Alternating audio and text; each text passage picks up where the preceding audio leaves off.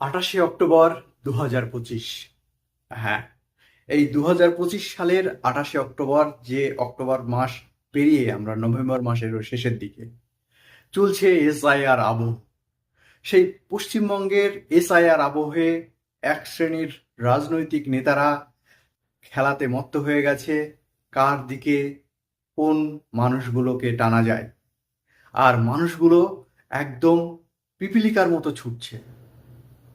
তারা নিজেরাই জানে না যে সত্যিই সরকার আমাদের পরিষেবা দেওয়ার জন্য গদিতে বসে, না আমাদেরকে বিভ্রান্ত করার জন্য তারা মসনদে বসে।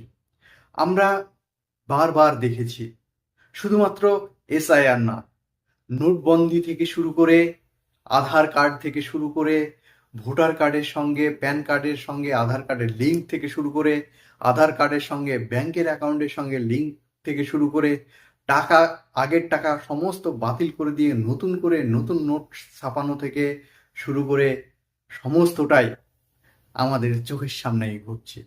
বিশেষ করে জেন জি যারা, তারা তো অত্যন্ত উদ্বেগে।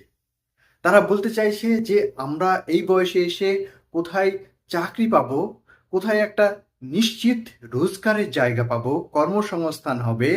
সেই জায়গায় দাঁড়িয়ে আমাদের সরকারগুলো, রাজ্য অথবা কেন্দ্র, তারা আমাদেরকে সব সময় ছুটন্ত ঘোড়ার মতো ছুটিয়ে নিয়ে বেড়াচ্ছে।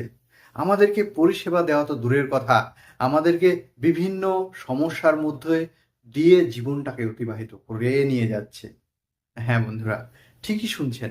আজকের এপিসোডে আপনাদেরকে তুলে ধরব এসআইআর আবহে দীর্ঘ 1 মাসের জার্নিতে। প্রায় 1 মাস হতে চলল আজকে, যেহেতু 21 তারিখ, 21শে নভেম্বর।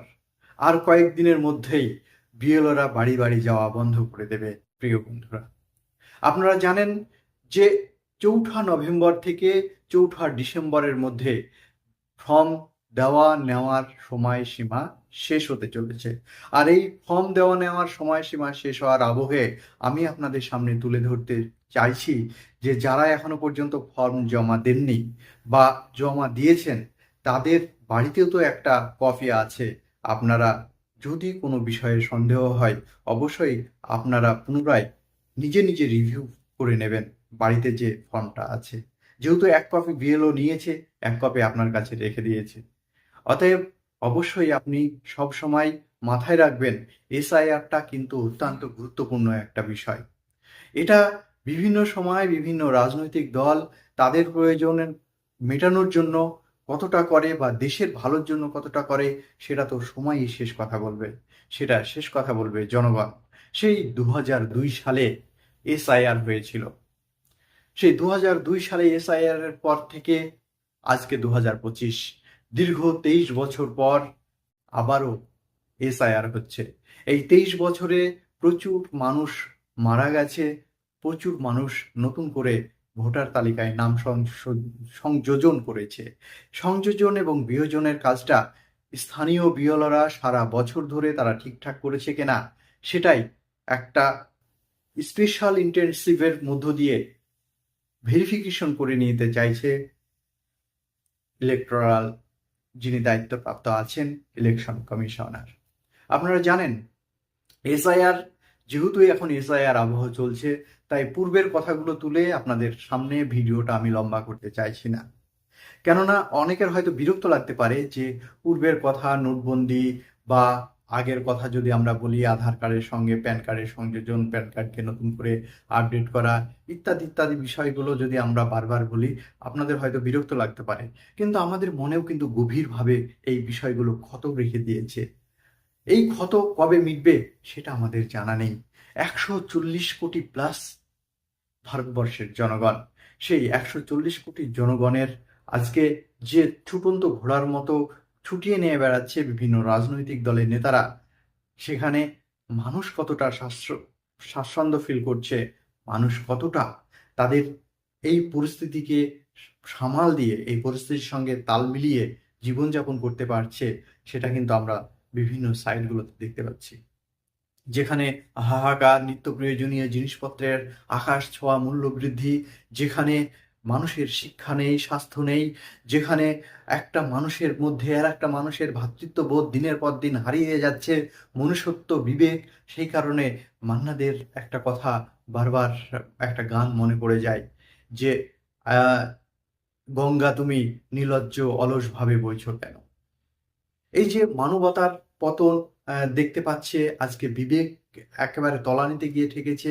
এইরকম একটা পরিস্থিতিতে গঙ্গা যমুনার জল এখনো পর্যন্ত নিঃশব্দে তারা একই রকম ভাবে বয়ে চলেছে। তাদের তো স্তব্ধ হয়ে যাওয়ার কথা ছিল এই পরিস্থিতি দেখে। হ্যাঁ বন্ধুরা, তাই এই এসআইআর আবহে যেহেতু আজকে আপনাদেরকে এসআইআর সম্পর্কে একটু ডিটেলসে এই শেষ সময়ে এসে আপনাদেরকে একটু জাগিয়ে তুলতে চাইছি, তাই আপনাদেরকে এসআইআর বিষয়টা আর একবার পুনরায়, এর আগেও একটা ভিডিও ছেড়েছি, পুনরায় আজকে আবার একটু দেখিয়ে দিচ্ছি, যাদের এখনো পর্যন্ত এসআইআর ফর্ম জমা দেওয়া হয়নি বা জমা দিয়েছেন বা যারা জমা দিতে পারেননি এখন পর্যন্ত, তাদের কি করণীয় এই বিষয়ে আজকের ভিডিওটা অত্যন্ত অথেন্টিক। আপনারা প্রথম থেকে শেষ পর্যন্ত দেখলে তবেই বুঝতে পারবেন।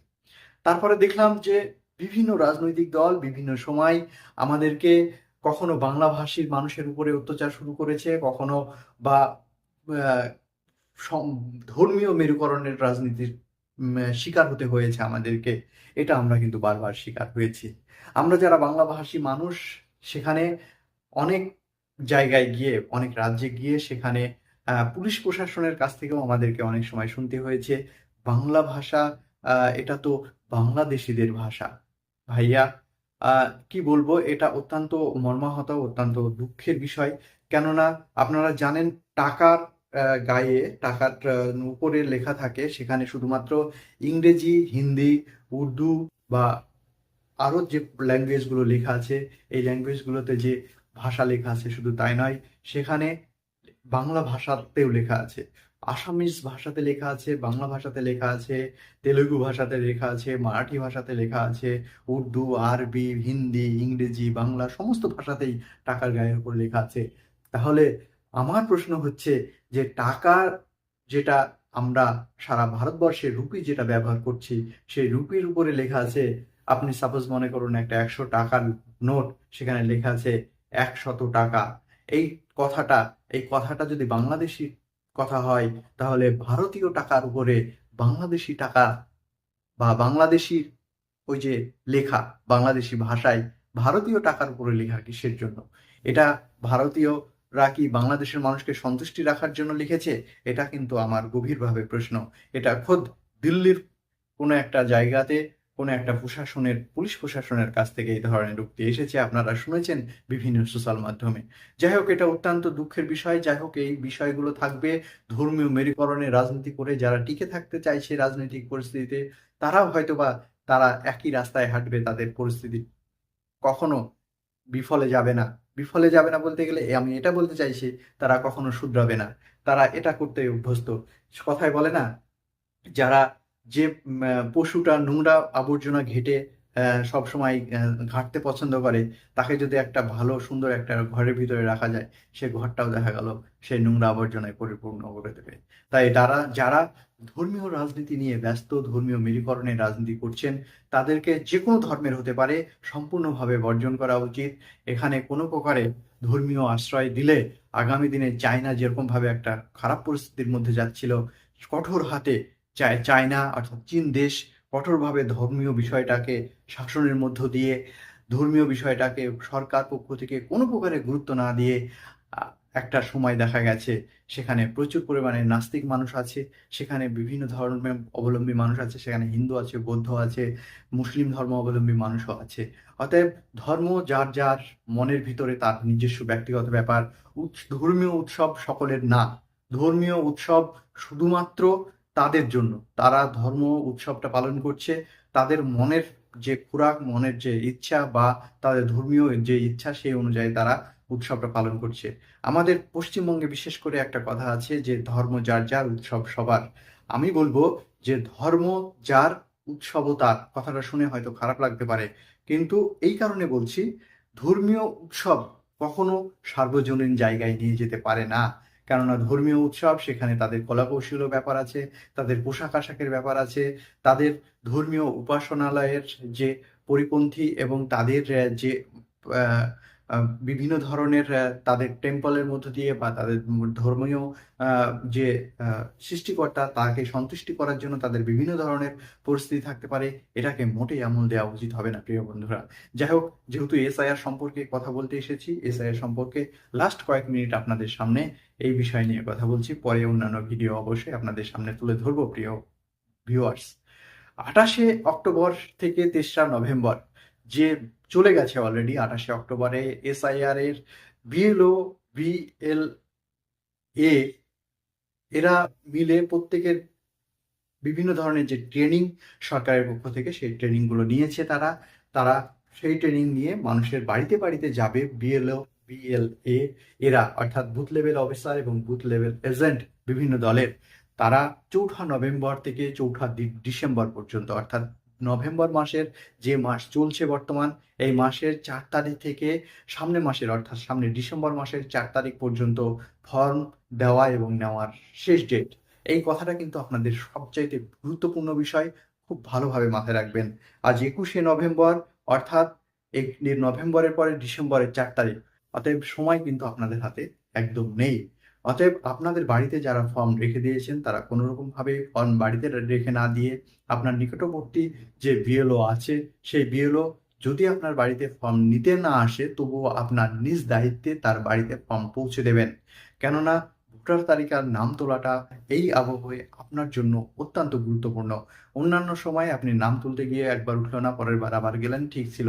কিন্তু বর্তমান যে স্পেশাল ইন্টার্নশিপ শুরু হয়েছে, এখানে যদি আপনার নাম বাদ চলে যায়, তাহলে কিন্তু আপনাকে নিয়ে বিভিন্ন মিডিয়া, বিভিন্ন সংবাদ মাধ্যমগুলো এমনভাবে আপনি ভাইরাল হয়ে যাবেন, সেখানে সমাজে মুখ দেখানোর একটা বাজে রকম একটা পরিস্থিতি হয়ে যাবে। তাই আপনাকে এই বিষয়টা অত্যন্ত গুরুত্ব দিয়ে দেখতে হবে। এই 21 তারিখে দাঁড়িয়ে আপনি অবশ্যই আপনার যে ফর্ম বাড়িতে না রেখে আপনি নিকটবর্তী বিএলওর কাছে বা আপনার এলাকার যে বিএলএ আছে তাকে ফোন করে তার সঙ্গে যোগাযোগ করে বিএলএ এর সঙ্গে কাছে আপনি দেবেন। আপনার এটা নিজ দায়িত্ব মনে করবেন। এখানে বিএলও সরকারি একজন অফিসার মানেই তার সমস্ত দায়ভার তার কাছে, বা বিএলএ অর্থাৎ যে রাজনৈতিক এজেন্ট, আগামী দিনে সে হয়তো ভোটটা পাবে সেই আশাতে আপনার বাড়িতে বারবার যাচ্ছে, এরকমটা বিষয় না। বিষয়টা হচ্ছে আপনার দায়িত্ব। এসআইআর ফর্ম আপনার বাড়িতে পৌঁছে গেছে, আপনার ফর্মটা নির্দিষ্টভাবে ফিল আপ করে নিকটবর্তী আপনার যে বিএলও আছে, সেই বিএলও যদি আপনার বাড়িতে এসে নাও নিয়ে যায়, আপনি তার বাড়িতে পৌঁছে দেওয়ার দায়িত্ব আপনার। এই গেল 4 তারিখ থেকে 8 তারিখের বিষয়টা। অর্থাৎ 4 থেকে 8 তারিখ বিষয়টা কিন্তু 4 থেকে 4 অর্থাৎ 4 থেকে 4 তারিখ যে বিষয়টা, এটা কিন্তু অত্যন্ত গুরুত্বপূর্ণ। এই বিষয়টা কিন্তু আপনাদের মাথায় রাখতে হবে। এবং 9ই ডিসেম্বর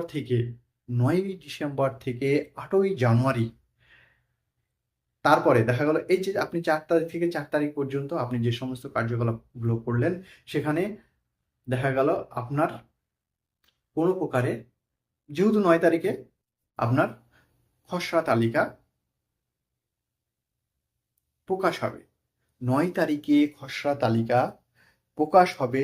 9 তারিখে খসড়া তালিকা প্রকাশ হওয়ার পরে আপনি যখন দেখবেন যে আপনার নামটা নেই, বা আপনার নামের বানান ভুল আছে, বা আপনার ডেট অফ বার্থ ভুল আছে, বা আপনার বাবার নাম ভুল আছে, টাইপিংয়ে ভুল হতে পারে, না হওয়ার কিছু নেই।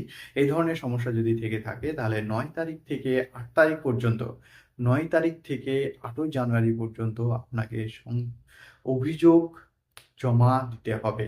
9 তারিখে যখন খসড়া পে আউট হলো, 9 তারিখে পে আউট হওয়ার পরে আপনি 9 তারিখে থেকে 8 তারিখ পর্যন্ত, অর্থাৎ 9ই ডিসেম্বর থেকে 8ই জানুয়ারি, এই দীর্ঘ সময় আপনি সময়টা কিন্তু পাবেন।